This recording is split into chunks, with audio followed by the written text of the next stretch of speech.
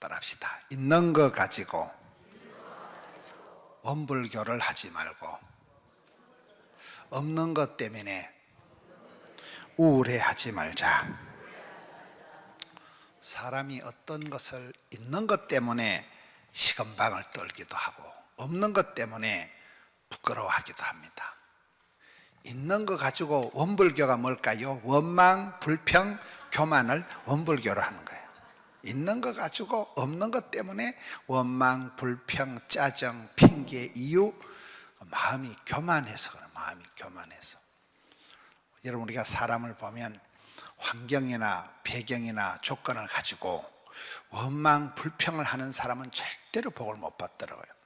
그런데 어떤 상황에서도 감사함으로 받고, 가난하니까 기도하고 아프니까 기도하고 힘드니까 기도하고, 그런 사람은 오히려 그 가난이, 겸손이 그 사람을 착하게 만들고 엎드려 기도하게 만들고 큰 소리 못 치고 부르짖다가 진짜 백이 복을 받는 거예요. 오늘 말씀을 전체적으로 나에게 있는 것이 뭐고 없는 것이 뭘까요? 여기 베드로가 은과 금은 내게 없다, 돈 얘기하지 마라, 은과 금은 내게 없지만은 내게 있는 것으로 나사렛 예수 이름으로 명하노니 일어나 걸어라 할 때 이제 기적이 일어난 거거든요. 그래서 우리가 복 있는 사람, 행복한 가정, 건강한 교회, 부흥되는 교회, 될성부른 나무는 떡잎이 달라. 이게 떡잎이 달았다고 할 때, 여러분, 우리가 기적이 필요한데 기적이 일어날 수 있는 그 조건이 있는 거예요. 조건이, 축복의 조건, 성공하는 사람의 특징, 어떤 이런 게 있는데, 오늘 이 안전뱅이가 회복되기까지에, 안전뱅이한테 기적이 일어나기까지에 어떤 일들이 있었을까요? 그거를 보려고 하는 거예요. 첫 번째, 3장 1절에 제9시 기도 시간에 베드로와 요한이 성전에 올라갈 시에 나오는데, 여러분, 사복음서에 나타나는 베드로와 사도행전 여기에 나타나는 베드로가 완전히 달라요. 마태, 마가, 누가, 요한복음에 나타난 베드로는 예수님께서 겟세마네 동산에 시험에 들지 않게 깨어있어 기도하라 할 때 기도했을까요? 자빠져 잤을까요? 1시간도 못 깨어있는 자빠져 자는 잠충이가 사복음서의 베드로예요. 그런데 사도행전에 와가지고는 제9시, 지금으로 말하면 딱 이 오후 3시예요. 딱 오후 3시 제9시 기도 시간 따박따박 정해놓고 정기적인 규모 있는 기도 생활을 하는 사람으로 변화가 된 거예요. 나에게 변화가 있는가 없는가 그걸 봐야 돼요. 우리는 성도는 날마다 아침마다 변화되어야 돼요. 그렇잖아요. 아가씨 때 은혜 받은 거 가지고 시집가서 못 삽니다. 날마다 때마다 일마다 아침마다 세임 주신 하나님 앞에서 변화와 회개와 혁신을 이뤄야 돼요. 혁신을 늘 새롭게 돼요. 늘 새롭게. 이게 중요합니다. 이게 무슨 뺀질이도 아니고 집사가 된 지 몇 년인데 집도 못 사고 나이살이 얼마나 먹었는데 직분을 받았는데도 여전히 유치찬란하고 여전히 세상적이고 정욕적이고, 그거는 내가 예수 믿는 게 아닌 거예요. 예수님을 만나고 반드시 내가 변화의 주인공, BC와 AD, Before Christ Anno Domini, 예수님 만나기 이전의 모습과 만난 이후에 내가 완전히 달라야 돼요. 근데 오늘 저와 여러분이 의외로 안 변해, 안 바뀌어, 그대로 가 하는 꼬라지고, 그대로 10년 전이나 5년 전이나 집사가 되거나 권사가 되거나, 그것이 문제라니까요. 성경을 보면 시몬이 베드로가 되고 사울이 바울이 되고 야곱이 이스라엘이 되고 변화된 사람들, 변화된 사람. 예수님을 만나고 생각이, 가치관이 바뀌고 인생관이 바뀌고 변화가 돼야 돼. 변화가. 천방지축 날뛰던 베드로가 여기 와서는 정기적으로 기도를 하는 반듯한 기도의 사람으로 바뀌었다 이 말이에요.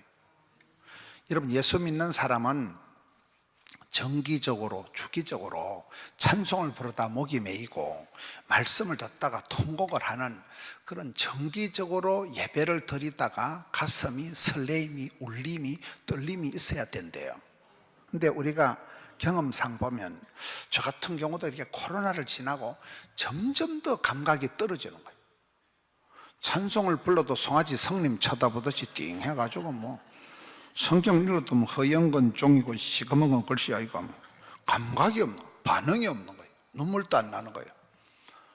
만유인력의 법칙이라는 게 모든 것이 무거운 것을 떨어뜨리면 위로 올라가요 밑으로 떨어져요? 반드시 떨어지면 다운이 되는 거예요. 믿음도 떨어지고 의욕도 떨어지고 의욕이 떨어지고 수욕이 떨어지고 식욕이 떨어지는 게 우울증이에요. 나에게 변화의 역사가 변화의 증거가 있느냐 없느냐 이걸 늘 봐야 돼요. 늘. 어떻게 나이살을 먹고 교회 다닌 지가 몇 년인데 뺀질뺀질해가지고 절간에 다니는 거나 뭐 교회 다니는 거나 변화가 차이가 없으면 그거 뻥이라니까요. 반드시 변화가 있어요. 변화가. 저는 이렇게 목회를 하면서도 모든 것을 날마다 때마다 더 좋게 더 아름답게 이왕이면 계속해서 수정하고 고치고 돌보고 그렇잖아요. 그게 정답이 없어요. 정답이 좀 더 좋은 것을 찾아서 수정하고 보완하고 뜯어고치고 계속 그렇게 하는 중에 세월이 지나다 보면 퀄리티가 나오는 것이지 처음부터 잘한 사람은 없는 거예요. 여러분 신앙의 모습이 10년 전이나 작년이나 올해나 내가 얼마나 변화가 됐냐 변화의 주인공이 돼야 돼요. 변화가 없는 사람이 많아요. 성경을 듣고 성경 말씀을 듣고 내가 삶에 적용이 안 되는 사람은 아기를 임신했다가 유산하는 것과 같다 이러더라고요. 내가 말씀을 적용해야지 성경 배워가지고 남들 비판하고 율법적으로 정죄하는 데 쓰지 말고 얼마나 내가 교회를 다니고 예수를 믿고 성경을 배울수록 진리를 알지니 진리 안에 자유가 오고 세계관이 가치관이 인생관이 변화되느냐 변화의 역사가 변화의 증거가 있어야 돼요. 베드로가 이게 사도행전 3장 1절에 큰 변화의 주인공이 되어서 전혀 다른 모습으로 나타나는 거예요. 두 번째, 베드로가 변화된 이유가 뭘까요? 이런 베드로가 갈릴리 수산고등학교를 나왔게요. 베드로가 뭐 예수님하고 무슨 공부를 많이 했게요. 베드로의 변화의 핵심 이유는 성령님입니다. 성령님. 사도행전 1장 8절에 오직 성령이 임할 때 권세한 능력이 받고 사도행전 2장에 오순절에 성령이 임하실 때 이 생짜배기 베드로가 완전히 변화돼 가지고 계지바위 앞에서도 예수님 부인하고 저주하고 도망가더니 겁쟁이 베드로가 내가 사람 말을 들을까 하는 말을 들을까 이 무식한 베드로가 설교 한판 할 때 하룻밤에 3,000명이 회개하고 꼬꼬라지고 변화가 되는 거예요. 그때 예루살렘 시민이 몽땅 2만 명밖에 안 됐다. 2만 명 중에 3,000명이 하룻밤에 회개를 했으니까 서울시 성시화가 된 거예요. 여러분 제가 조선 팔도를 집회를 수십 년을 돌아다니는데 하루 저녁에 30명도 자빠지는 꼴을 못 봤어요. 근데 이 무식한 베드로가 설교할 때 하룻밤에 3,000명이 회개하고 조금 지나가 보면 남자만 5,000명이 회개하고 웃자고 이렇게 변화가 되는 거예요. 이것은 베드로가 똑손이라서 베드로가 여러분 공부를 많이 했어요. 오직 성령이 임할 때 변화가 일어나는 거예요. 나에게 성령의 역사가 있느냐 없느냐 내가 성령보다 오버하지 마라 성령보다 앞서지 마라 성령을 해방하지 마라 성령을 근심되게 하지 마라 성령을 소멸치 말라고 그렇게 나온다니까요. 저와 여러분이 열심히 한다고 하는데 이게 성령님을 해방하는 짓거리일 수가 있는 거예요. 성령을 해방하면 안 된다니까요. 예수님의 공생의 사역에서 보면 마태복음 3장에 하늘이 열리고 성령이 임하시고 내 사랑하는 아들아 이리 하늘의 음성을 듣고 나가는데 여러분 예수님께서 마귀에게 이끌려 광야로 가서 시험을 받았을까요? 성령에게 이끌려 광야로 가서 마귀에게 시험을 받았을까요? 헷갈립니다. 많은 사람들은 마귀에게 끌려간 줄 알아요. 아니에요. 성령에게 이끌려 광야로 가서 마귀에게 시험을 받았기 때문에 초전박살, 기선제압이 가능한 거예요. 마귀에게 끌려가면 답이 안 나와요. 성령의 이끄심을 따라 성령이여 임하사 충만하게 하소서 헛된 마음 버리고. 성령 충만 받으면 쓸데없는 생각이 안 나요. 여러분, 빈깡통이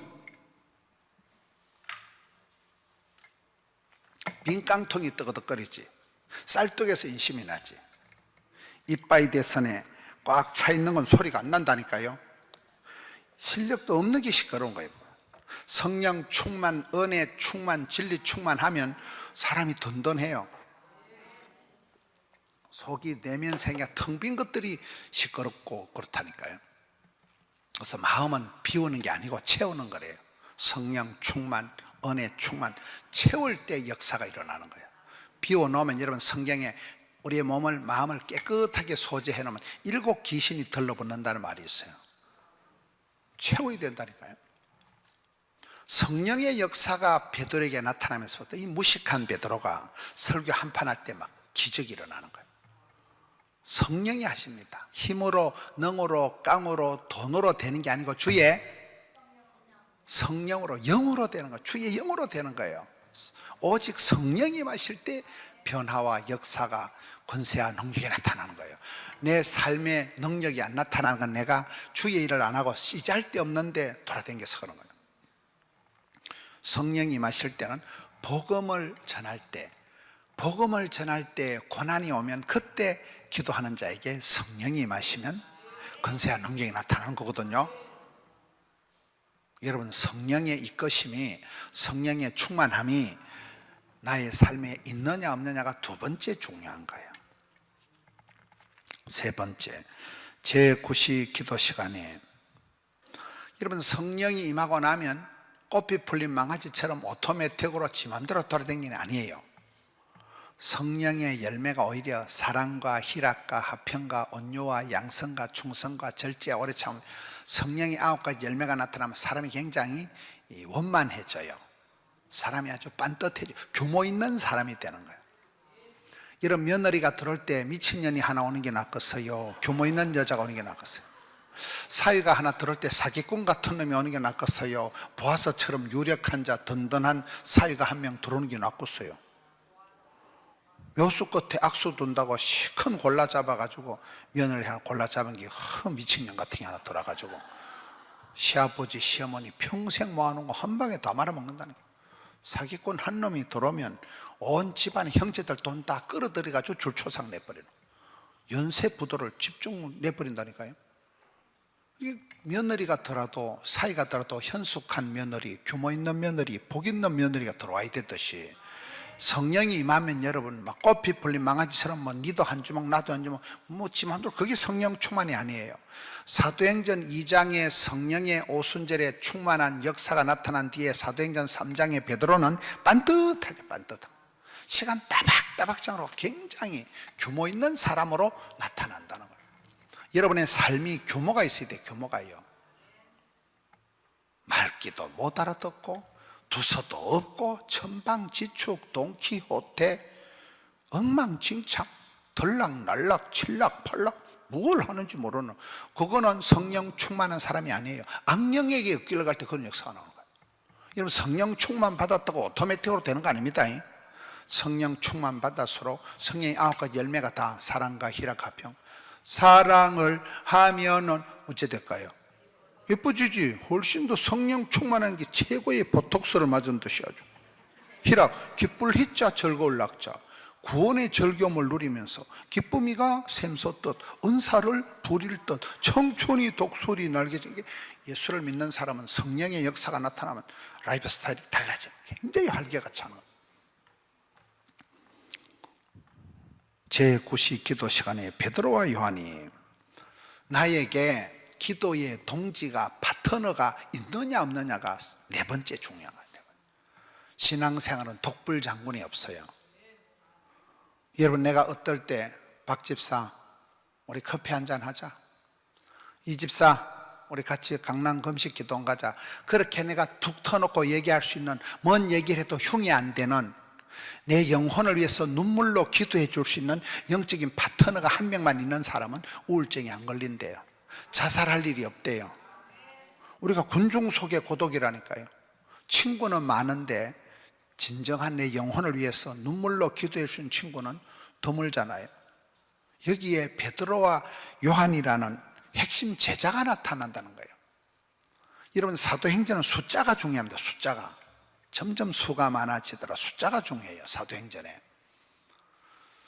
예수님이 이 땅에 오셔서 사역하실 때는 사람을 차별하지 않고 동네방네 두루두루 다니시면서 각색 병든 자들을 다 가르치고 고쳐주고 전파하십니다. 그러다 예수님 부활 성천할 땐 500명이 딱 목도합니다. 그러다 예수님 마가의 다락방에는 딱 120명이 기도하다 성령이 임하십니다. 전도대는 딱 70명을 파송합니다. 제자는 딱 12를 부릅니다. 그중에서 핵심 제자가 여기 베드로, 야고보, 요한이에요. 예수님 늘 옆구리 깨차고 댕겼던 핵심 제자, 항상 이분들이 바늘과 실처럼 나타나는 거예요. 이 베드로와 요한이 나타나면서 같이 지금 쌍두마차를 이루면서 두 분이 쌍거리 작전을 하면서 기적을 이루는 거예요. 독불장군이 없어요. 여러분, 저와 여러분이 내 혼자서 아무리 잘해도 되는 게 아니에요. 아름다운 동행, 힘있는 동력, 리더십을 갖기 전에 멤버십을, 파트너십을 먼저 가져라는 이유가 그렇습니다. 그렇잖아요. 나에게 베드로와 요한과 같은 기도의 동지가, 믿음의 동력자가 있느냐 없느냐가 그 다음 관건이에요. 친구가 없으면 친구를 만들어야 돼요. 불의한 재물로 친구를 사귀어야 되는 거예요. 어저께 제가 유명한 분들하고 점심을 먹었습니다. 한 분이 그러더라고요. 허브 테라피, 향을 가지고 치료하는 거, 허브 테라피 알아요? 뭐 웃음 치료, 음악 치료, 미술 치료, 칼라 테라피. 여러분, 치료 방식이 많은데 제가 어저께 그분한테 들은 건 금융 치료가 있대요. 금융 치료. 돈을 갖다 주면 다 회복이 된대요. 봉투를 주면 다 할렐루야 한대요. 깜짝 놀랐어요. 이런 뭐니 해도 머니가 중요해요. 휴가비를 유통기한 지난 건강보조식품을 주는 게 좋겠어요? 현찰로다가 깔깔한 5만 원짜리를 한 100장을 주는 게 낫겠어요? 말귀를 못 알아듣겠어요? 현찰 주면요 다 해결해요. 다 해결해. 백화점 상품권을 주는 게 낫겠어요? 유통기한 지난 건강보조식품 하나 갖다 주는 게 낫겠어요? 몰라요. 선물을 잘 안 받아보셨는가 보다. 선물을 줄 때 돈을 주면 그냥 다 치료가 된대요. 막 미워하고 지랄하는 것들도 봉투를 하나씩 주면 다 할렐루야 이래 된대요. 난 그 말 처음 들어봤어. 금융치료라는 말을 처음 들어봤어.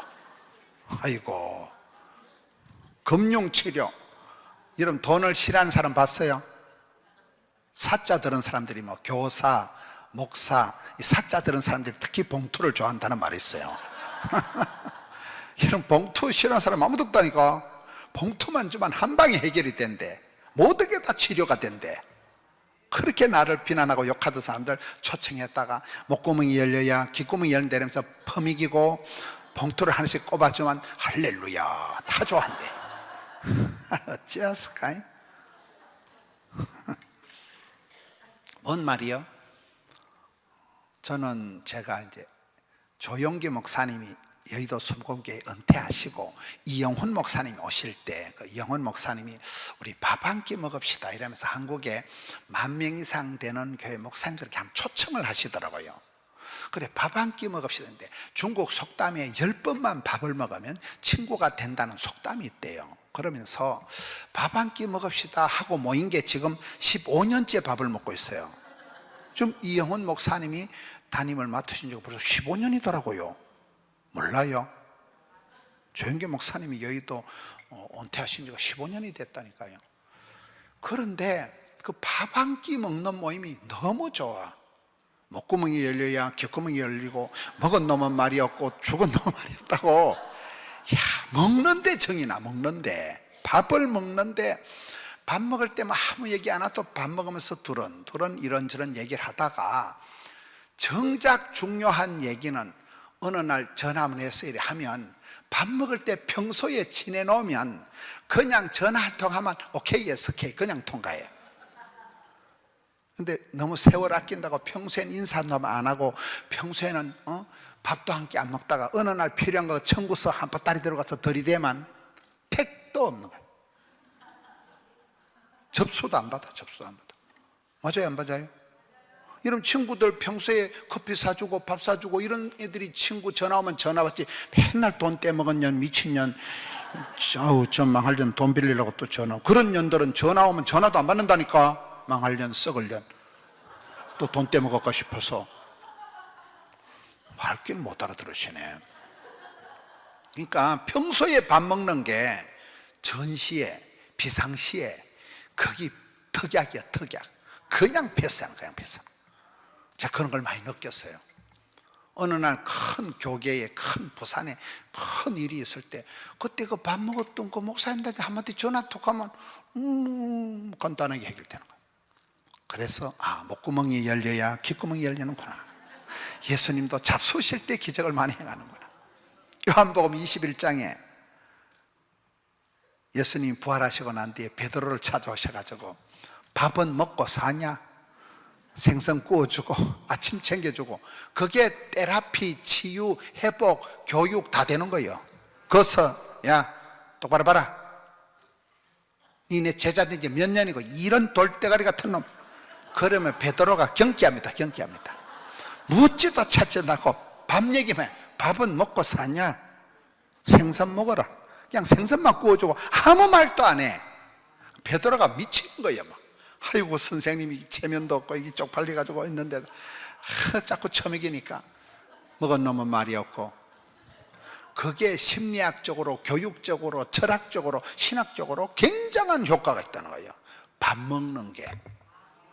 여러분한테 신랑이 애를 먹일 때는 저녁에 퇴근하면 앉아봐라, 얘기 좀 하자. 그러다 맞아줘. 일단 처먹여야 돼. 일단 처먹여가지고 베들레헴을 이마에 키 하나 넣고 그때 얘기를 하면 술술 자수를 해. 배고플 때 하면 지랄을 해. 베들레헴을 이빨에 키 하나 넣고 그 다음에 얘기를 하면 먹은 놈은 말이 없고.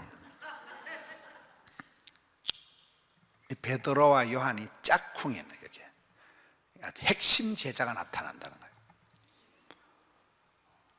저희 교회인이 10,000명이 넘어도 예를 들면 여름철에 수박 한 덩이 사가지고 오는 분이 많을까요? 적을까요?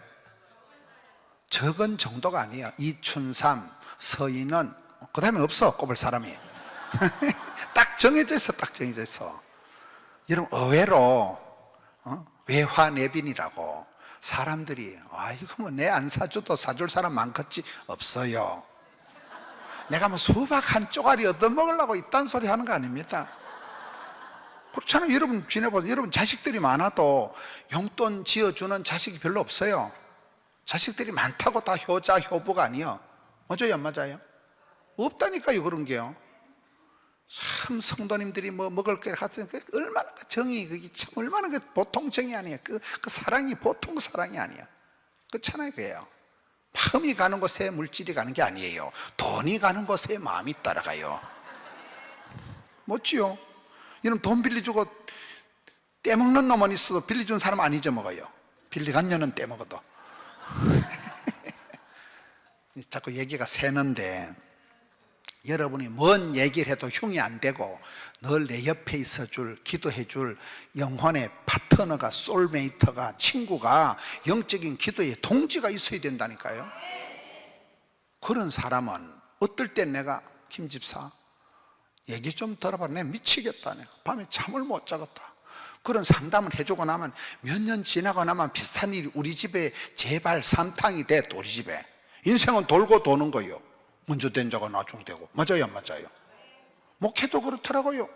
옆에 목사님 막 중내 사내 하는데 상담을 해주고 나면 몇 년 뒤에 또 우리 교회에 그런 비슷한 일이 또 생겨. 그게 인생이라니까, 인생이요. 그때 내가 어려울 때 기도해 준 사람, 내가 힘들 때 물 한 병 사준 사람, 그 잊을 수가 없죠. 그게 친구지요. 고마운 거지요. 여기에 베드로와 요한, 핵심 제자가 셋도로 지금 움직인다는 거예요. 아름다운 동행이 있어야 됩니다. 힘 있는 동력자가 있어야 됩니다. 3장 1절에 제9시 기도 시간에 베드로 요한이 성전에 올라갈새. 여러분, 어디에 가다가 기적이 일어났어요?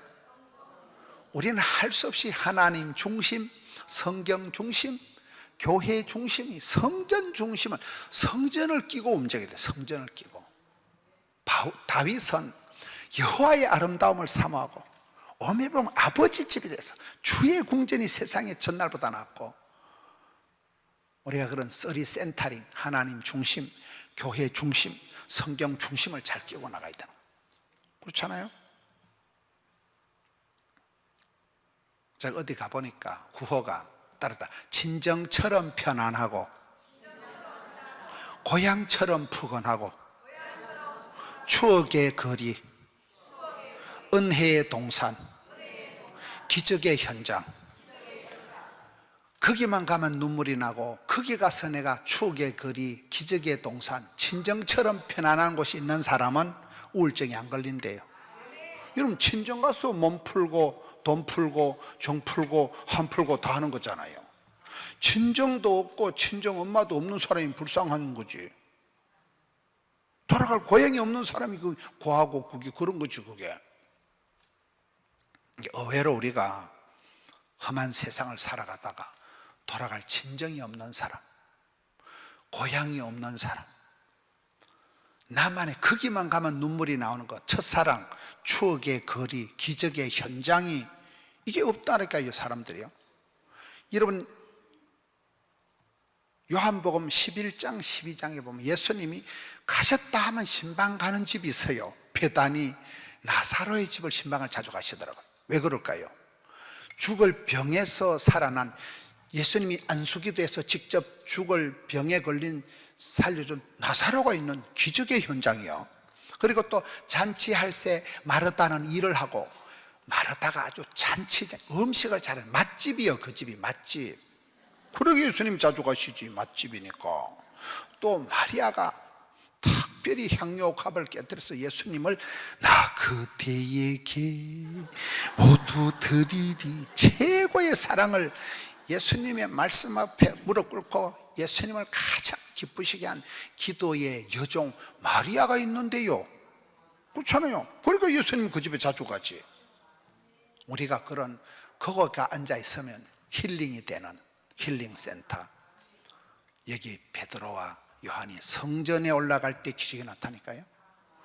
여러분, 기도의 교과서는 사무엘상 1장에 한나예요. 한나, 애를 못 낳아 한이 맺힌 한나가 해마다 매년 정기적으로 아버지 집에 실로에 올라갈 때 기적이 일어나는 거예요.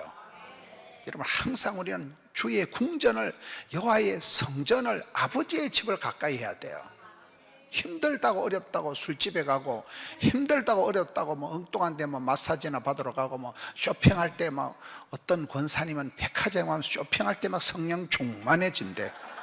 쇼핑만 하면 눈가리가 반짝반짝해진대. 맞지 않을까요? 우리는 뭐 명품 이런 걸 들어본 적도 없지만 까만 봉다리만 하나 줘도 공짜로 주는 건 다 들고 가. 우리는 아무 문제가 없어. 까만 봉다리 하나면 충분하지. 명품 거 신경 쓰이고 어째 들고 다니겠어. 명품 비싼 거 누구 뚱치 갈까 신경 쓰이고 기스 날까 신경 쓰이고. 맞아요, 안 맞아요? 아, 우린 명품 주면 신경이 쓰여서 뭐 은혜도 예배 시간 옆에 놓으면 어느 놈 들고 갈까 싶어가지고 신경이 쓰여서 은혜가 안 될 것 같아. 제 친구 목사가 신혼여행 갔다 와가지고 그날 털렸어. 도둑놈들이 냄새를 맡는다 하죠. 돈 냄새를. 제 친구가 흑 가난한 신학생이 신혼여행 갔다 와서 사모님하고 둘이 가방에 그 폐물하고 가방을 다 해가지고 수요일 날 교회 와가지고 인사한다고, 신혼여행 바로 교회로 와가지고 핸드백을 중간에 놓고 신랑 신부고 둘이 예배 드리는데 기도한 사이에 어떤 놈이 뒤에 와서 날람 들고 갔대. 폐머라고 홀라당 신혼여행 끝날 털렸어. 난 꽃이다고 생각해. 도둑놈이 돈 냄새를 맡고 따라온다 하잖아요. 몰라요. 가방, 좋은 가방, 비싼 가방, 폐물 들고 다니면 안 돼. 그 신경 쓰이고로. 우리 아무것도 안 가지고 다니잖아요. 털릴 게 없어요. 헐 들고 다녀. 그런 건 치렁치렁하게 신경 쓰여가지고. 뭐 비싼 거 가져도 뭐 강도가 나서 손모가지 잘라가면 어쩌려고 그래.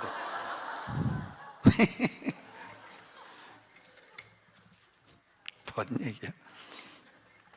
지금 3장 1절을 가지고 나에게 변화가 있느냐 없느냐,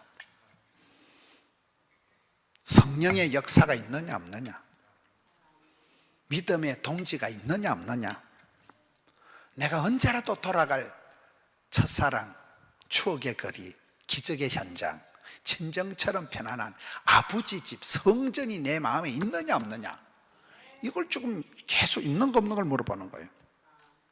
2절에 나면서 못 걷게 된 일을 사람들이 메고 오니, 따라서 나에게 장애가 있을까요 없을까요? 장애가 있다고 부끄러워하지 말고, 장애가 없다고 시건방을 떨지 말라는 거예요. 원불교를 하지 말라는 거예요. 그렇잖아요.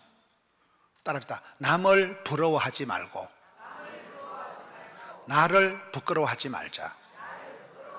우리는 조금 잘나면 시건방을 떨고, 조금 못나면 안 되겠지, 힘들겠지, 어렵겠지, 우울증 재발해.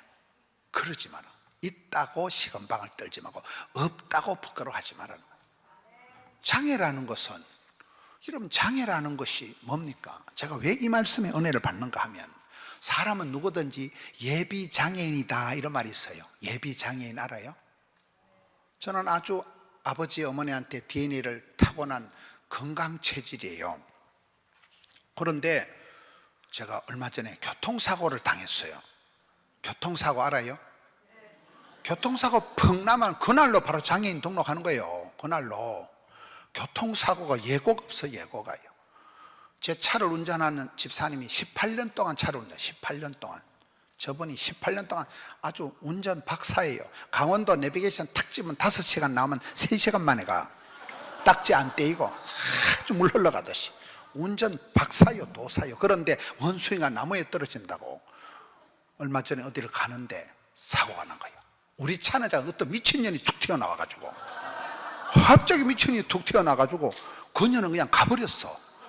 그냥 툭 튀어나가버리고, 우리는 막 브레이크를 콱 밟으니까 제가 뒷자리에 앉아 날아가가지고 물병을 탁 짚었는데, 물병이 삼다수 물병이 터져버린 거예요. 얼마나 세게 이걸 짚었으면. 물병이 터지고 제가 어깨를 앞에 탁 박았어요. 만약 그때 이게 어깨가 안 부닥쳤으면 앞에 유리를 깨고 튕겨나갔으면 이제 소천해가지고 강사가 고 김문원 목사 이래가지고 이제 강사 바꿔야 됩니다. 이거 여러분, 교통사고가 펑 하면 짱 하는 게 교통사고예요. 맞아요 안 맞아요? 그나마 그 정도가 다행인데, 교회 와서 권사님들 얘기를 들어보니까, 목사님 교통사고 당하면 오늘 밤은 괜찮은데 한 2달은 아플 겁니다. 맞아요 안 맞아요? 하룻밤 자고 나니 우리하고 그 다음날 세리하고.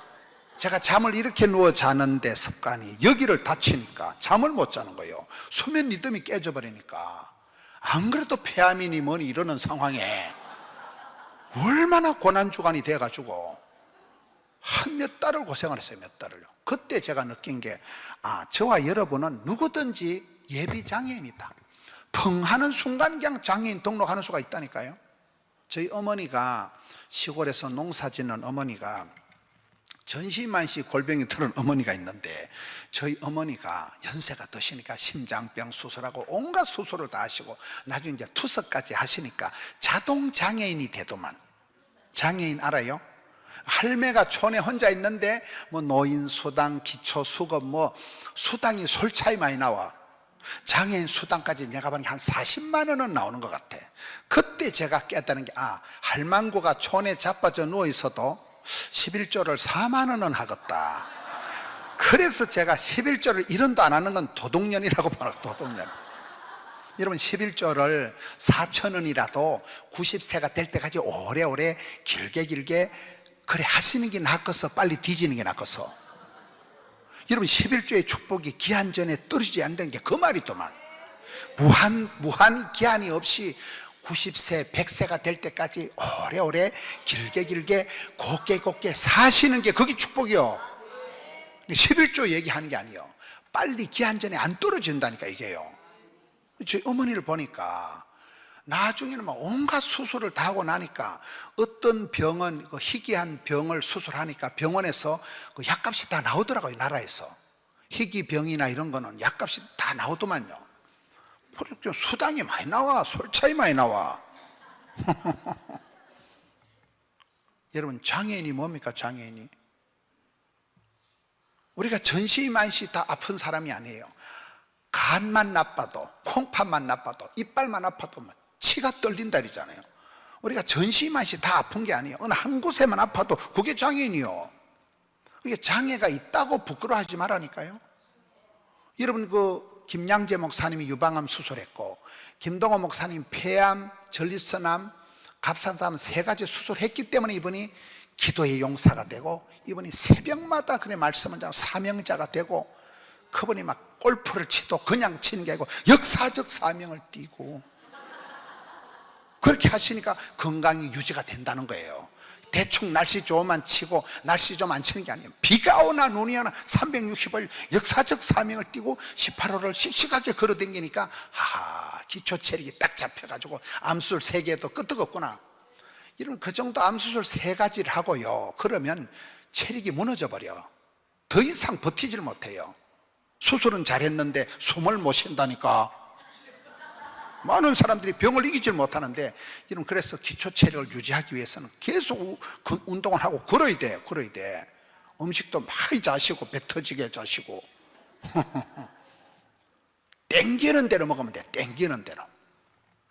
여러분 내가 어때 사과를 하나 먹었으면 좋겠다, 그 말은 내 몸에 비타민 C가 모자란다 그 말이요. 목이 자꾸 마르고 이만 내 몸에 수분이 짜친다 그 말이요. 목이 마를 때 물을 마시는 게 낫겠어요? 꾹꾹 참는 게 낫겠어요? 제가 코로나 때 새벽 기도를 이제 그때 막 집회가 다 취소되고 할 일을 새벽 기도를 해보니까 그때 병이 하나 생겨요. 제가 2년 전인가 여기 강남 금식 기도는 새벽 기도 마치고 오다가 그날 내가 취소한 적이 딱 한 번 있어요. 제가 30년을 조선 팔도 초교파적으로 집회를 다니다가 제가 집회 출발해가지고 뒤돌아간 날이 강남 금식 기도 오는 날이야. 새벽 기도를 이제 안 하던 새벽 기도를 계속 하면서 이제 화장실을 가기 싫어서 제가 물을 잘 안 먹어요. 물 알아요? 먹어도 물리지 않는 게 물인데 나는 화장실 가는 게 귀찮아서 물을 안 먹었어 제가요. 근데 새벽 기도를 마치는데 이상하게 막 배가 아프는데 막 애를 놓듯이는 애를 놔본 적은 없지만 막 겁나 아파 배가.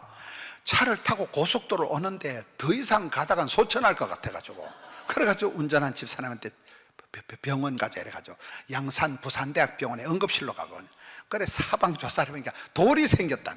돌 알아요? 요로 결석 알아요? 겁나 아파 그게.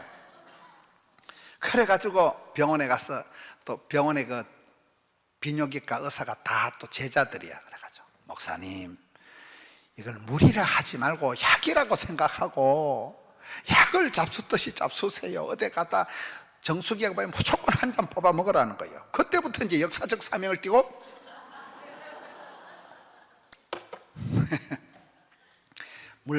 삼다수 물병을 하루에 한 6병을 먹어야 돼. 6병. 그걸 뭐 한 잔도 안 먹으려고 했으니까 돌이 생겨버렸다니까 이게요. 요로 결석 몰라요?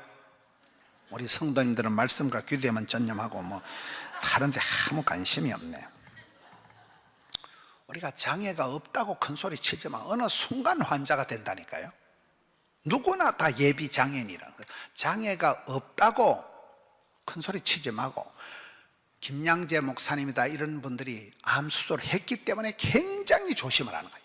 음식을 아주 신경 써서 잡수고, 잠자는 거, 음식 드시는 거, 물 마시는 거를 역사적 사명을 또 하기 때문에 인생 후반전이 더 좋아. 나중 체력이 더 좋다니까요. 유영모 목사님이라고 통합적 총회장 하신 파주의 한소만 교회 유영모 목사님 알아요? 몰라요? 그분도 보면 보통 대가리가 아니에요. 제가 그분하고 얘기하면 저분처럼 대급받기 좋고 영민하셔. 참 목사님이 아주 대가리가 보통 대가리가 아니에요. 아주 영민하시고 지혜롭고, 목사님들이 막 난상토론을 하다도 유영모 목사님이 한마디 하면 그냥 교통정리가 돼. 그렇게 보통 지혜로운 분이 아니에요. 그분이 총회장을 하셨는데 그분도 암수술한 지가 오래돼요. 근데 이분이 보면 그 목사님들이 이렇게 모여가지고 회의를 해보면 제일 건강 박사가 유영모 목사님이에요. 느낌 아니까? 당신이 제가 알기로는 암수술한 지 20년이 되셨습니다. 그런데 얼마나 건강을 조심하는지. 일단 양치를 한다 하면 그분 얘기요, 앉아가지고 건강 특강을 하면 입만 열면 1시간 혼자 줄줄줄 얘기를 하셔. 양치 알아요? 양치? 양치를 하고 10번 이상 물을 헹가내야 된대. 그건 유영모 목사님 논리요. 양치를 하고 바쁘다고 대충 후루룩 하면 안 되고 10번 이상 물을 헹구어서 내어야 된대. 예를 들면, 그리고 이제 목사님들이 밥을 먹고 나면 그분은 필통 같은 걸 꺼내. 필통 같은 걸 꺼내가지고 그게 뭐 비타민 3, 오메가 3 이런 걸 한 빨대기 꺼내가지고 역사적 사명을 띄고 쳐잡사. 우리는 쪽팔려서 안 먹어. 쪽팔려서. 이런 친구들 밥 먹으러 간데 막 혼자 약 꺼내가지고 막 먹으면 쪽팔려요, 안 쪽팔려요? 이 뭔 약이 그래 많노? 우리는 쪽팔려가지고 안 먹어. 참다가 약 먹는 시간을 놓쳐 우리는. 근데 그분은 역사적 사명을 띠고 필통을 꺼내놓고 약을 바리바리 한 빨대기 쳐잡사. 그건 뭐예요? 이거 먹어야 돼. 그러니까 그 어른이 얼마나 건강이 좋은지 목사님이 직접 그랬어. 김 목사, 나는 내가 암 수술도 하고 내가 몸이 많이 약했는데 계속 이렇게 깨알같이 건강을 관리를 하니까 요즘은 주일날 설교 다 마쳐가도 힘이 남아 돌아가지고 주일 밤에 집에 가서 TV를 늦게까지 보시는데 힘이 남아 돌아가도 잠이 안 온다는 거요. 이야, 그만큼 그 유영모 목사님이 암수술하고 이후에 몸을 잘 돌보시니까 지금 금년도 은퇴하십니다. 70 은퇴하시고 교단의 총회장 명예롭게 잘 마치시고 까딱없어요. 총회장을 해도 기력이 쇠하지 않고 눈깔이 흐리지 않으니까 아주 총기가, 어떤 목사님보다도 그 어른이 굉장히 총기가 있는, 아주 지혜로운 분이에요. 옆에서 이래 보면 목사님이 한마디 하면 딱 천하가 통일이 되는구나. 멋있잖아요. 얼마나 멋있어요. 그런데 그분이 관리를 그렇게 한다는 거예요. 여러분, 때 친구들 만나러 개모임 하러 갔을 때 역사적 사명을 뜨고 필통을 꺼내가지고 약을 잡사야 되겠어. 그걸 약일 안 하고 뭐 건강 보조 식품이라 하더라고요. 비타민 3를 많이 먹고, 뭐 이황재 박사님 비타민 얘기 하잖아요. 몰라요? 비타민 몰라요? 신약, 구약, 보약, 비타민 3, 오메가 3, 아까 전기 박하서, 원기소. 약을 잘 잡사야 돼. 신약, 구약, 보약. 맞아요, 안 맞아요? 이제 연세가 드시면요, 비타민을 드셔야 돼요. 그냥 개기만 안 돼. 그냥 개기만. 체력이 자꾸 떨어지기 때문에 건강 보조 식품을 잡수고, 삼복더위 삼계탕도 꼬아가지고 백숙을 해서 잡수고, 정 삼계탕이 안 되면 라면에다 계란을 탁 깨가지고 라면이 몸에 안 좋다 하지만은 땡기는 거, 몸에 땡기는 걸 기분 좋게 먹으면 그게 건강하다는 또 말이 있더라고요. 무조건 안 먹는 게 잘하는 게 아니에요. 여러분, 간 수술 한 번도 소고기, 살코기를 먹으면 간 기능이 3시간 안에 회복이 된대요. 전문의들, 소화기내과 전문의들 얘기해요. 제가 근무했던 병원에 구자영 박사가 있습니다. 이분이 경북의대 수석 졸업한 분이에요. 아주 천재예요. 소화기내과 알아요? 위암, 이 소화기내과 한국 최고의 권위자고 그 수천 명 되는 큰 병원의 병원장이에요. 구자영 박사가. 근데 이분이 딸이 있는데 딸이 하나밖에 없는 중학생 딸이 위암으로 죽었어요. 아빠가 위암 박사인데 하나밖에 없는 딸이 위암으로 죽어버린 거예요. 중학생 딸이. 그러니까 이 구자영 박사가 미쳐버리는 거예요. 자기 한국 최고의 의학 박사고 병원장인데 사랑하는 딸내미가 속수무책으로 중학생이 무슨 위암이 걸려가지고, 아빠가 소화기내과 전문인데, 그리고 이분이 충격을 받아가지고 신학을 하고 신학 대학을 마치고 우리 교회 전도사를 했어요. 우리 교회 전도사를. 그분이 만나니까 목사님들이 이렇게 설교를 많이 하고 새벽기도를 하고 늘 간이 피곤할 때는 소고기를 살코기를 드셔야 단백질을 드셔야 간 기능이 3시간 안에 회복이 된다고 그러더라고. 제가 하는 말은 권위가 없지만 구자용 박사 얘기를 하니까. 여러분 건강보조식품은 고기가 뭐예요? 기를 높여주는 게 고기를 잡사야 되겠어 안 잡사야 되겠어? 소고기를 잡사야 된다니까. 할 길 잘 못 알아들으시네. 몸이 튼튼하고 주의 일을 하고 선교를 하고 주의 일을 하지. 맨날 교회 가서 비실비실하고 목사님 기도해 주세요 맨날 그러면 되겠어요? 목사님 수박이라도 한 덩이 들고 가려고 하면 팔에 힘이 있어야 들고 가지. 팔에 힘이 있어 덜덜덜 떨고 이래가지고 수박 들고 가다 다 깨버리고 이래가지고 되겠어. 설교가 잘 나가다 이상하게 나가네. 나에게 장애가 있다고 부끄러워하지 말라는 거예요. 그 목사님들이 큰 암 수술을 하고 이랬기 때문에 굉장히 이분들이 몸 관리를 잘해서 80이 돼도 더 건강하신 거예요. 골골 80 더 잘 지내시는 거예요. 여러분 돌연사 급사하는 사람은 한 번도 약국에 안 가고 한 번도 병 안 사람은 아프면 바로 뒤져버리는 거예요. 몸따로 믿고 설치에다가 조심을 안 한다니까 이게요. 돌연사 급사 몰라요? 여자는 돌연사가 없어. 독한 것들은 아예 안 죽어. 여자는. 남자만 돌연사가 있는데 돌연사 급사 걸린 사람은 몸이 돼지 같은 사람들, 몸을 조절을 안 해가지고 골프 치다 돼지같이 하다 그냥 넘어가 버린다. 돌연사 급사가 40대 50대는 건강한 사람만 오네. 건강한 사람. 한 번도 병원에 약국에 안 갔기 때문에 몸만 믿고 설치다 한 방에 넘어지는 거예요. 뇌출혈, 심근경색이 와버리는 거예요. 그냥. 그러면 장애가 있지만은 이 사람의 특징이 뭘까요? 2절에 보면 오늘 반복되는 단어가 따라합시다. 구걸하기 위하여 구걸하거늘. 이 사람은 한 번도 못 걸어본 안전뱅이니까 빌어먹어야 되니까 심령이 가난한 자가 복이 있다고 지나가는 사람한테 사슴이 신임을 찾듯이 껄떡거리는 거예요. 한 푼 달라고. 따라합시다. 나에게 절박함이 간절함이 있는가요? 없는가요? 저는 사람들을 볼 때 요즘 현대 이제 부교육자들, 젊은 교육자들은 이게 없는 것 같아요.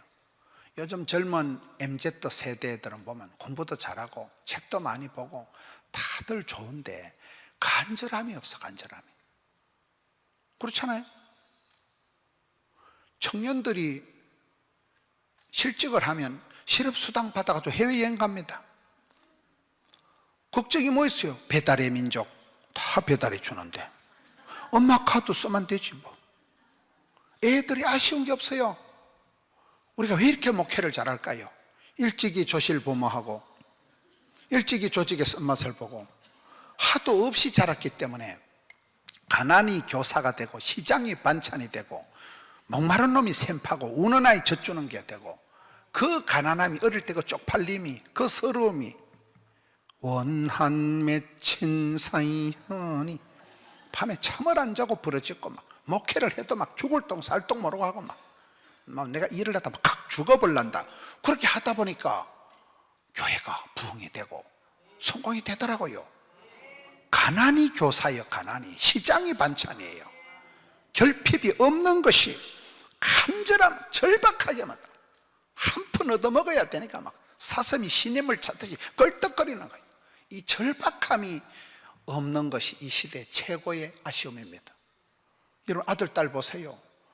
취직이 안 돼도 그만이고 딸내미가 나이가 얼만데 시집을 안 가도 그만이고 뭐 걱정을 안 해. 걱정을 뭐 아무 아쉬운 것도 엄마가 다 해주니까 이걸 지기도 못하고 살리도 못하고 그래도 안 해주면 또 더 지랄할 것 같고 해줘도 뭐 감사한 것도 모르고 이거는 뭐 어쩌면 좋겠어 이걸요.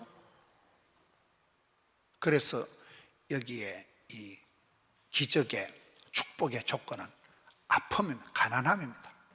가난하기 때문에 없기 때문에 장애가 있었기 때문에 이 사람은 간절하게 절박하게 매달린 게 그게 축복의 조건이 되는 거예요. 여러분 그래서 내 가난을 내 무식을 부끄러워할 필요가 없어요. 있다고 그거를 있다고 식은방을 떨지 말고 없다고 쪽팔려 하지 말라니까요.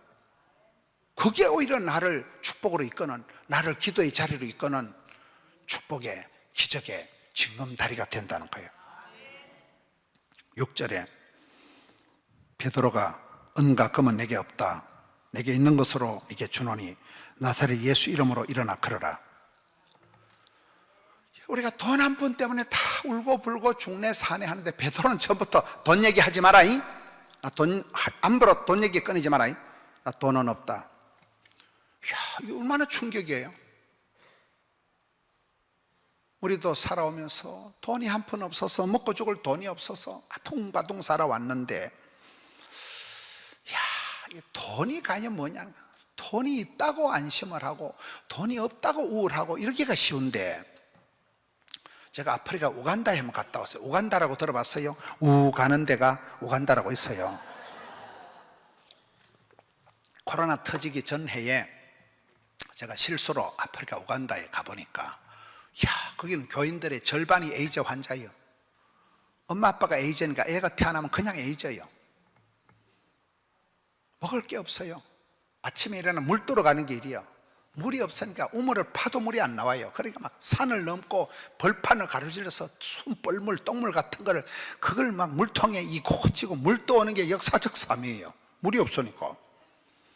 그리고 밥을 한 끼를 먹는데 나무 뿌리, 고구마 같은 거, 이 나무 뿌리 아카바라고, 나무 뿌리를 삶아 먹는데 두 끼도 못 삶아. 하루에 한 끼만 삶아 먹어. 나무 뿌리를 하나 삶아가지고 고구마 같은 걸 하나 먹어요. 그게 끝이에요, 양식에.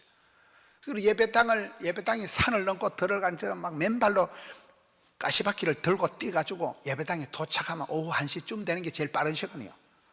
우리는 뭐 차 타고 가서 구두 신고 똥폼을 잡고 설교하러 갔는데, 그 새카만 사람들이 오후 1시쯤 모여가지고 우리가 도착할 때 한 5시쯤 되면요, 거의 한 3시간, 4시간을 준비 찬송을 하는데 훌리고 뛰고 막 얼마나 찬양이 뜨거운지 막.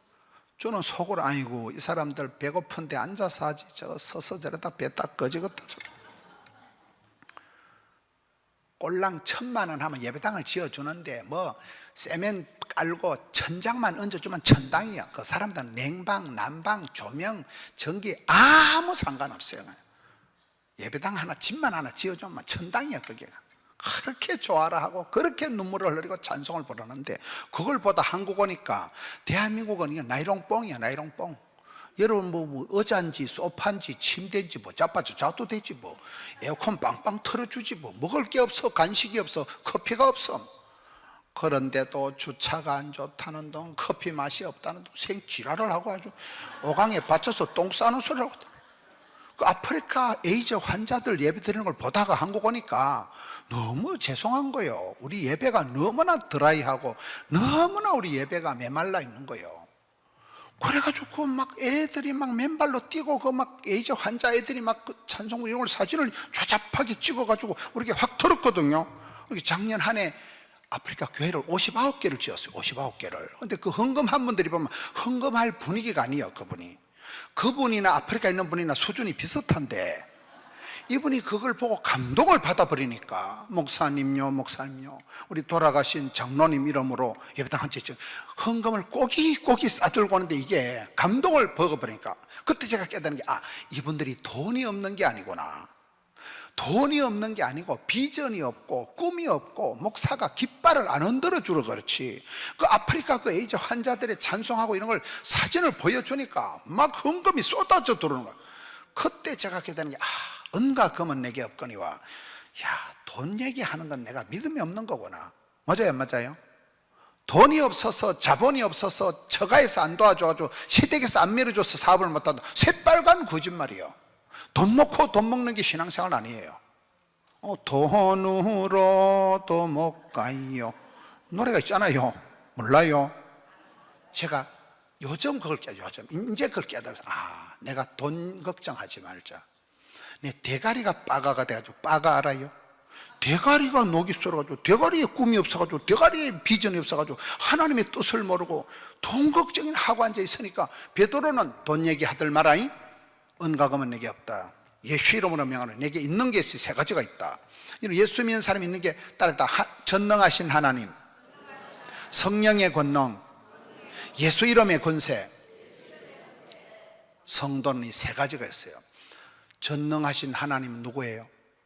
성경을 보세요. 아브라함의 하나님은 사막에 강을 내고 강바닥에 신장로를 뻥 뚫고, 여러분, 없는 데서 무에서 유를 창조하신 우리 아버지 하나님, 아브라함의 하나님을 믿어버리면 무에서 유를 창조하시는데,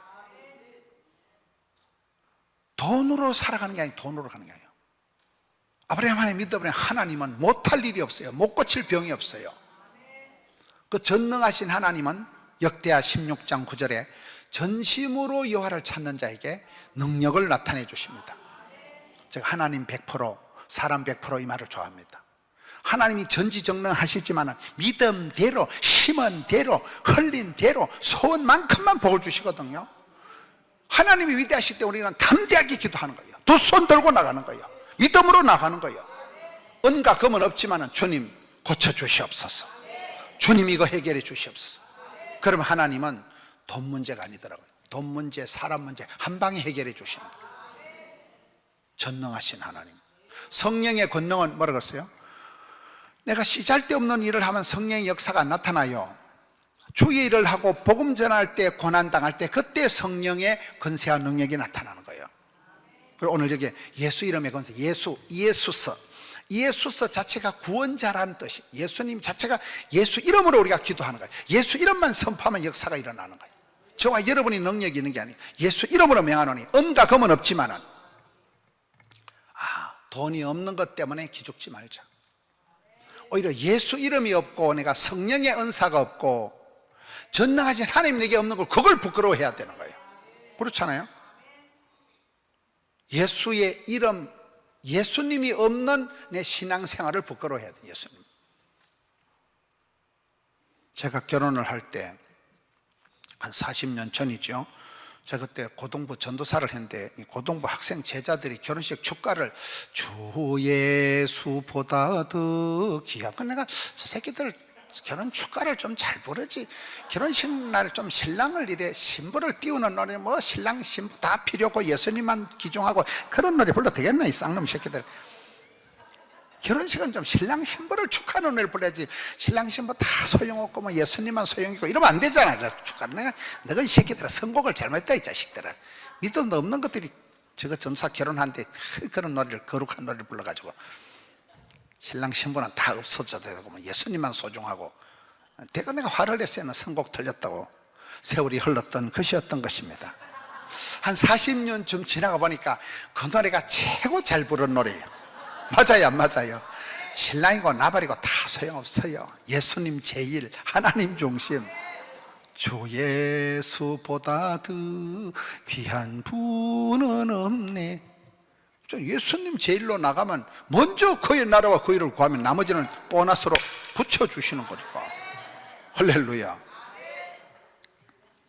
마지막으로 한 개만 더 하고 마치겠습니다.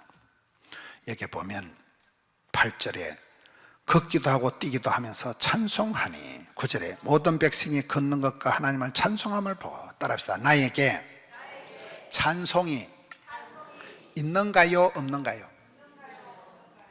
여러분, 호랑이는 죽어서 가족을 남기고, 사람은 죽어서 이름을 남기고, 크리스찬은 죽어서 간정거리를 남긴다. 여러분이 작사, 작곡, 편집, 편곡, 연주한 여러분만의 노래가 있어야 돼요.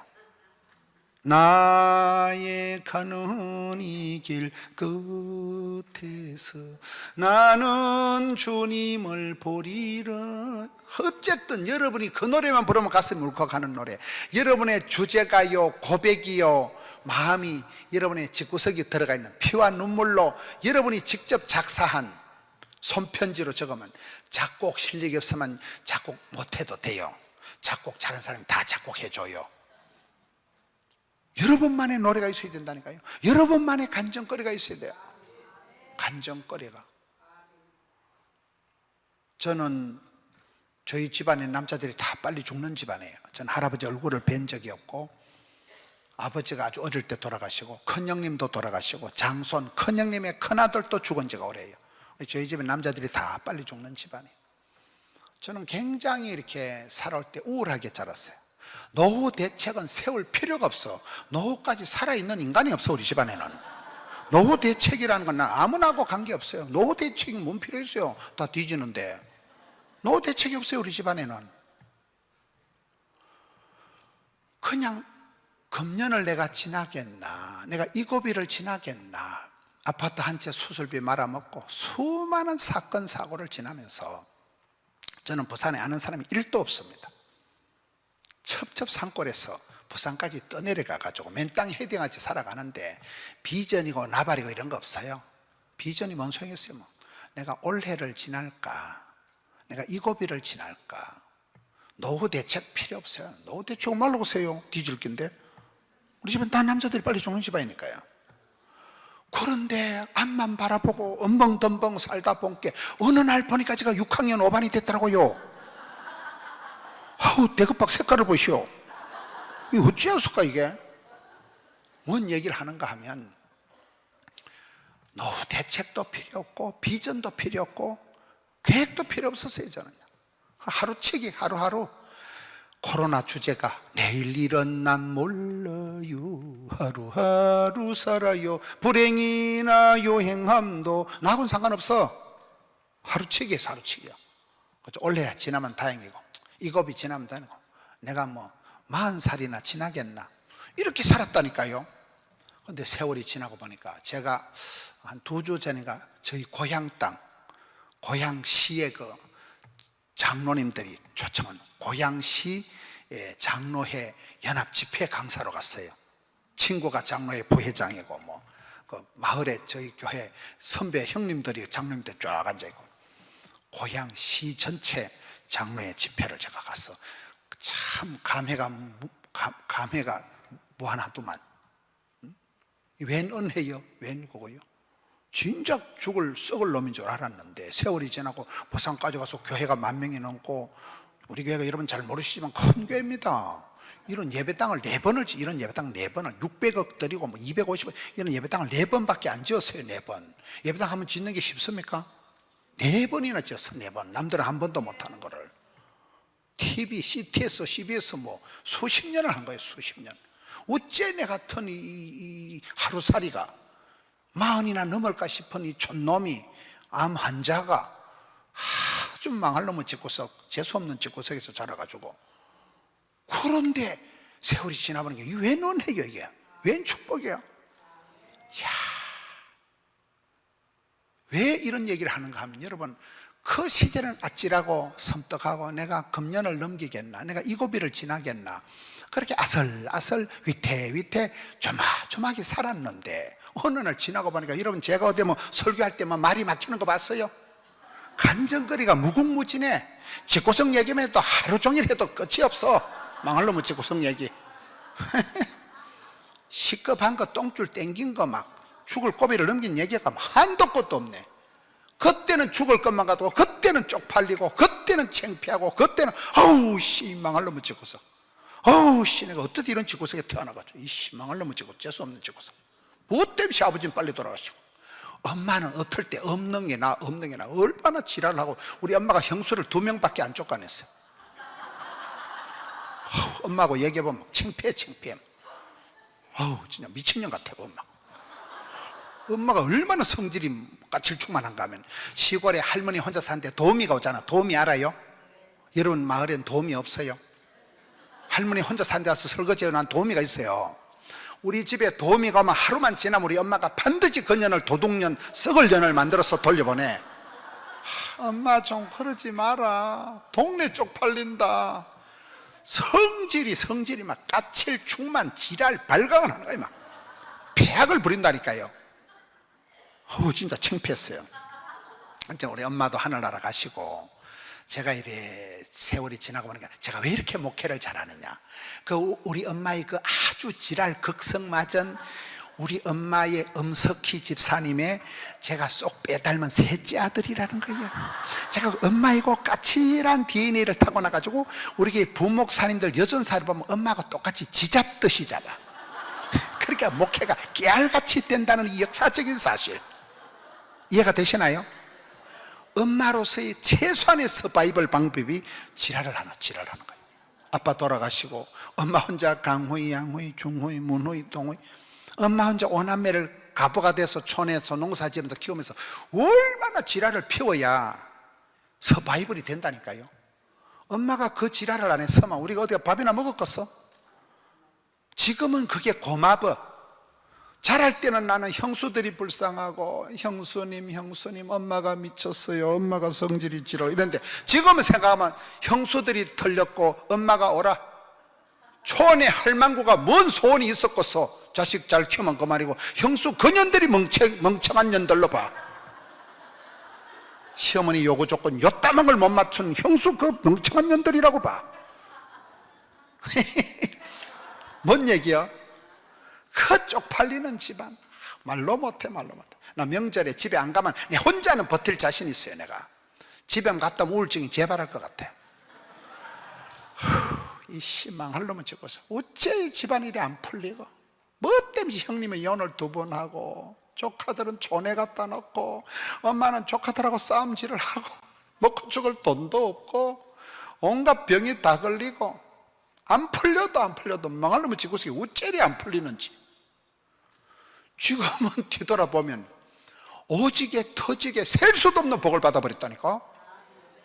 여러분, 제가 목회자로서 이만하면 뭐 대박 아니면 대박. 여러분, 김은호 목사 잘 모르죠? 우리 그냥 와보시면 교인이 10,000명이 넘어서고 성가대가 1,000명이고 웬 은혜요. 저런 무식한 제 설교를 들어보면 아유, 좀 설교가 좀 거시기하다, 욕도 잘하고 성장 과정이 험해서 그런 거요. 엄마 밑에 내가 그 악을 써가는 엄마, 생지랄을 떠는 엄마 밑에서 본 때가 우리 집에, 여러분 우리 집 와서 일주일만 있으면 정신병 걸려. 이 서바이벌 한다고 얼마나 내가 그래서 입이 거칠어지면서 이 내공을 가지고 목회를 해보니까 웬만한 사탄막이 덤비라 이 썩을 놈들아 한 방에 확 조져버리는 거야. 왜? 워낙 겪어봤으니까 느낌 아니까. 이 쪽팔리는 얘기, 이 짓고서 험한 얘기, 진짜 나는 어릴 때 싫었나. 우리 집이 너무너무 싫었어. 진짜 망할 놈은 짓고서. 근데 지금은 10,000가지가 하나님 은혜예요.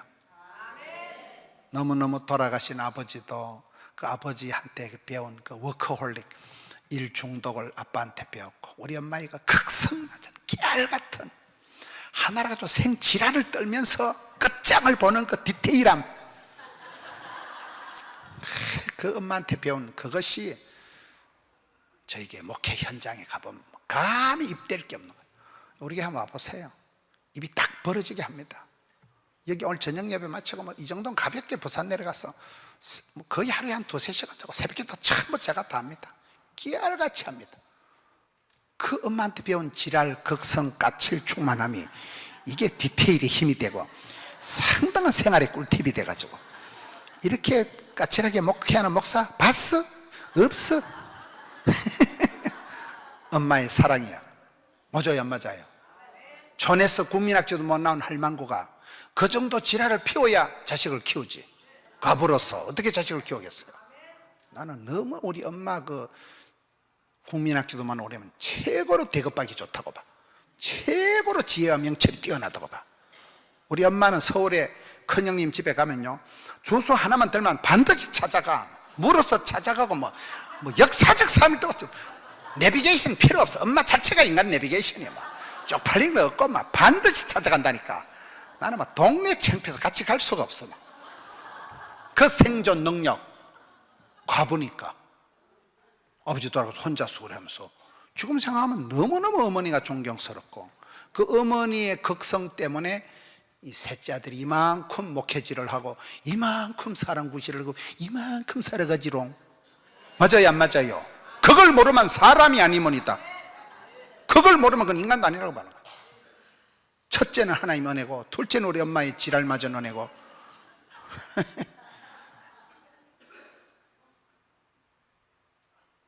제가 얼마나 어릴 때 엄마하고 싸우고, 엄마는 돈도 안 주고 줄 돈도 없으면서도 얼마나 지랄을 하고, 싸울 게 없어. 싸울 게, 밥 안 먹는 거 봐. 내 밥 안 먹을 거다 이러면 엄마 먹어라 이 새끼야, 똥심으로 밥심으로 살아간다, 숟가락 뜨고 따라라. 내 안 먹는다 하니까 왜 이러노? 그러면 끝까지 따라가지. 막 밥 숟가락에 김치 알아요? 촌에 김치. 김치 그거 통김치 길어 쭉 찢어가지고 바숟가락에 척 걸쳐가지고 이씨 안 그래도 먹기 싫은데 나 김치 찢어주는 거 질색팔색이야. 안 먹는다 하니까 이러나 처먹어라 이놈의 새끼야. 밥심으로 살아간다 이 새끼야. 아가리 막 쳐넣어줘. 내가 질색팔색 김치 뭐가지 넘어갔다 걸려 그거. 씨 김치 줘봐 씨. 제가 장가를 가가지고 부산에서 살아보니까 장가 간 지 40년이 됐는데 김치 찢어주는 년 한 년도 없어. 지금 이 생각하면 우리 엄마만 김치 쭉 찢어가도 뭐가지 걸리게 넘어주지. 김치 찢어주는 여자를 만난 적이 없어요.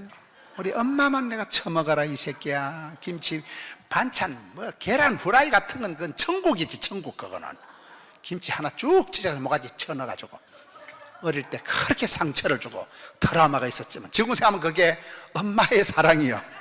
엄마만의 사랑. 우리 엄마만의 이놈아 돈도 없지만 이놈아 날 잡아먹어라 이놈의 새끼야. 날 잡아먹어라. 이래도 안 되면 그 밥 한 숟가락 떠먹이 주는 거기 엄마로서는 최고의 뭐 자식 사랑이지 뭐.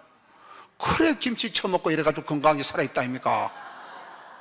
김치가 좋은 거야 안 좋은 거요?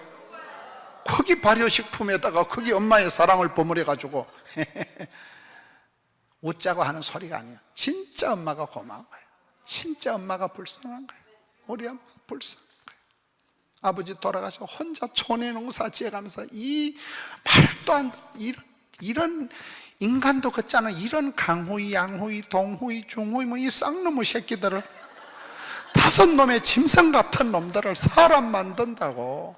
고마워 안 고마워? 너무너무 엄마가 보고 잡고 너무너무 엄마가 좋고 우리 엄마 같은 여자를 본 적이 없어. 본 적이. 그런 사랑에 지랄 극성 충만 까칠한 그런 사랑을 본 적이 없어. 본 적이. 어떤 뭐 박사가 어떤 여자가 없어. 여러분 가정에도 다 그렇잖아요. 판티지름 하나님을 경외하고 부모님을 공경하고 남편을 존경하고 형제간에 우애하고 그렇게 살아가세요. 그러면 어떤 장애가 있더라도 가난이 교사가 되고 시장이 받는 거기에 여러분만의 간정거리가 돼. 간정거리가.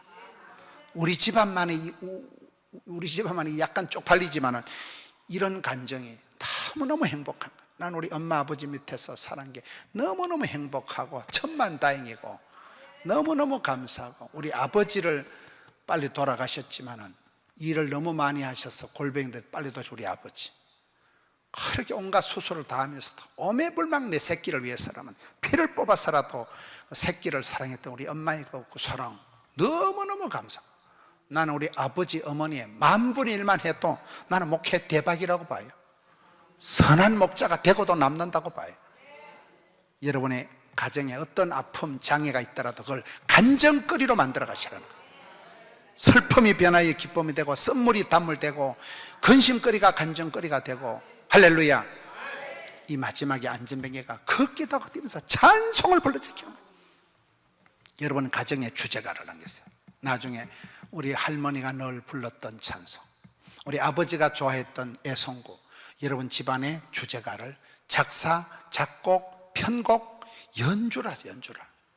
여러분만의 독특한 리듬감을 넣어가지고 녹음을 해서 저희 아버지 어머니는 다 하늘나라 가시고 엄마가 시골 교회 제가 주일학교를 다닌 시골 교회가 지금 98년이 됐어요.